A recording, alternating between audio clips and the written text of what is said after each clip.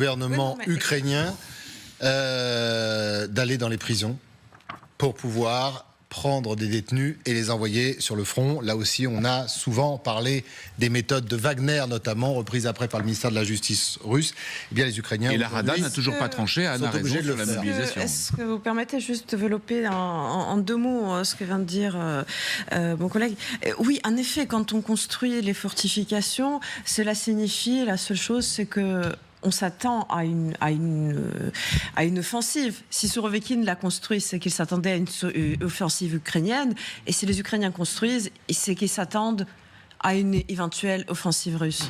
Mais dans la doctrine militaire en général, et on ne récupère sur ces pas terres, on avance, et quand on passe du coup... Exactement. La grande question, c'est la future mobilisation en Russie. On attend de voir quelle sera l'ampleur de cette mobilisation, parce qu'il se peut qu'il y aura une grande mobilisation générale en Russie, avec une grande offensive à venir. Et pour les Ukrainiens, faut-il encore en tous les cas, les Ukrainiens on est d'accord que les hommes puissent avoir des armes, parce que mobiliser sans armes, ça ne sert pas à grand-chose. Et en attendant en Russie, on est à 4 jours de l'élection présidentielle, eh bien on donne encore une carotte aux Russes pour les inciter à aller voter et à mettre, tant qu'à faire, le bon bulletin dans l'urne. On verra tout ce qui est fait d'ailleurs en ce sens, mais voici déjà un exemple de ce qui est proposé. On agite les cadeaux à la clé lors de jeux concours organisés d'ailleurs au sein de même bureau de vote. Voici le genre de clip que vous pouvez voir à la télé. Celui-ci est par exemple destiné aux habitants d'une région de Sibérie. Regardez.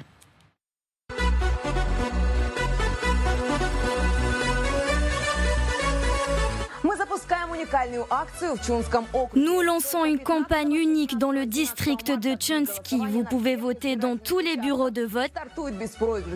C'est un quiz gagnant-gagnant pour tout le monde. Vous pouvez gagner un ensemble d'équipements, des voitures remplies de boîtes de chauffage, des bons de carburant, des plaids. Bien sûr, notre grand prix sera le voyage dans la ville de Moscou pour l'exposition Russia qui se tient dans la capitale et bien d'autres choses encore.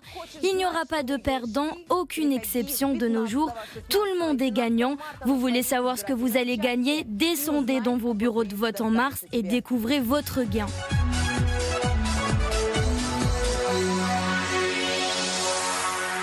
Allez, on ne résiste pas. Réflexion du général Olivier Kempf. C'est génial, franchement, c'est bon. Moi, je prendrais la voiture remplie de boîtes de chauffage. Alors, je ne sais pas quel siècle nous sommes, mais c'est quand même incroyable. Ouais, ça doit être utile. Hein, le bois doit être plus important que la voiture. Non, mais c'est ça qui est dingue. Oui. Alors, vous nous disiez là aussi. Oui, alors ça m'a rappelé. Alors, oui, j'ai déjà vendu la mèche. Je suis née dans l'Union soviétique. J'ai même des souvenirs. Alors, je m'en souviens quand j'étais petite. Parce que figurez-vous, dans l'Union soviétique, il y avait des élections. Hein. Il y avait énormément d'élections. Hein. C'était un pays autoritaire, tout ce que vous voulez. Mais justement, hein, c'est comme la Russie d'aujourd'hui. Hein, il y avait déjà ça? Alors, il y avait toutes sortes de choses et c'était pas aussi commercial parce que c'était pas autorisé dans l'Union soviétique. Par contre, moi, petite, j'adorais y aller. C'était dimanche matin, d'habitude, très tôt. J'adorais y aller parce que dans l'Union soviétique, on vendait la nourriture. Attention, on la distribuait même pas. On la vendait. Mais en moins, on pouvait en avoir. Et surtout, il y avait des petits gâteaux et des jus.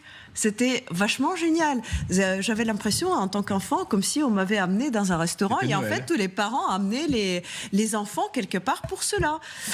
Donc, c'est une grande tradition. Et en fait, c'est exactement le même principe que dans l'Union soviétique. Parce que tout le monde sait que ces élections seront truquées. Tout le monde sait que ces élections ne sont pas libres. Par contre, c'est le taux de participation leur travail, leur travail, le trucage, ils savent le faire depuis 100 ans. Le gouverneur qui décide et qui organise. Exactement. Le gouverneur qui aura le meilleur taux de participation, parce que le score de Poutine, c'est au-dessus de 80%. Par contre, pour que ça soit truqué bien, par le Kremlin. Par contre, pour que ça soit bien truqué, il faut un taux de participation. Il faut qu'il y ait une certaine masse pour pouvoir truquer derrière. La dame nous l'a dit, il n'y aura pas de perdant. Mais honnêtement, il y a de l'inventivité, il faut quand même reconnaître. Là. Je veux dire, regardez les pubs que nous, on a à la télé pour aller voter. Mais c'est triste à mourir. Ça, c'est téléachat. Honnêtement, c'est bien joué. Enfin, alors, bien sûr, personne n'est dupe. Genre, nous, dans notre démocratie, on ne corrompt pas les électeurs. Non, mais c'est téléachat, mais honnêtement, Personne n'est dupe, mais c'est bien joué. Non, mais c'est de la corruption généralisée. Oui, mais c'est la classe politique. J'ai posé la question à Anne, ça se passe où? Et vous m'avez dit Sibérie. Il faut peut-être aussi imaginer qu'en Sibérie, on est loin de tout et que quelque part, du bois, une voiture... Le camion de bois de chauffage, c'est enfin, voilà, où, je sais pas, à un moment donné, surtout, on a vu, il y avait de l'essence aussi. Donc, et ça c'est thermonucléaire, je pense, pour les Russes. Parce qu'il faut savoir que les Russes, ils adorent ce genre d'événements. Aussi, la distribution des nourritures. Par ailleurs, ça, c'est maintenu en Russie. Les fêtes populaires, la distribution des nourritures. Vous le disiez tout à l'heure, on vous distribuait de la nourriture quand vous étiez petite, mais justement, vous en manquiez de cette nourriture. Donc voilà, donc je suppose que les Russes dans cette région-là sont peut-être plus réceptifs à ce genre de cadeau, qu'un long discours qui leur apporte pas grand-chose. On a une autre séquence? On a le temps ou pas? Non, on n'a pas d'autre. Non, bah alors, ouais, je sais. Mais c'est vrai que c'est amusant. Hein. Ouais, c'est vrai que en ce moment il y a ça. En ce moment il y a toute une campagne auprès des jeunes, notamment dans les universités. C'était un article du Moscow Times ce matin qui disait tomber amoureux de Vladimir Poutine entre guillemets. C'est-à-dire qu'on fait pression sur profs d'école, on fait pression sur C'est l'opération de charme de la dernière seconde. Et d'ailleurs le discours, l'interview presque improvisée d'hier soir n'y est pas pour rien non plus.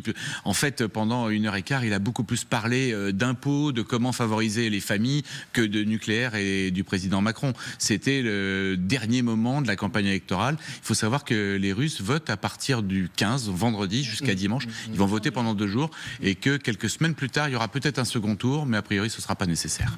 Il y a combien de candidats face à Vladimir Poutine? 3 ou 4, je crois, de mémoire. Déclarés. Il est tellement peu. 3, peut-être, oui. Ils ont tous fait allégeance, de toute façon, à Vladimir Poutine et le choix est extrêmement limité. Oui. C'est assez intéressant quand même de voir que tout Poutine qu'il soit, il ait besoin de faire de la publication. Hier, on a passé aussi une autre incitation, notamment ce clip absolument extraordinaire où vous aviez cette femme qui mettait son mari dehors parce qu'il avait fait tout bien sauf le fait d'aller voter. Donc il y a quand même de la part du Kremlin un trésor d'investissement. Voilà, d'argent pour avoir un taux de participation, alors que tout le monde sait, peut-être à commencer par les Russes, que tout est chanstiqué.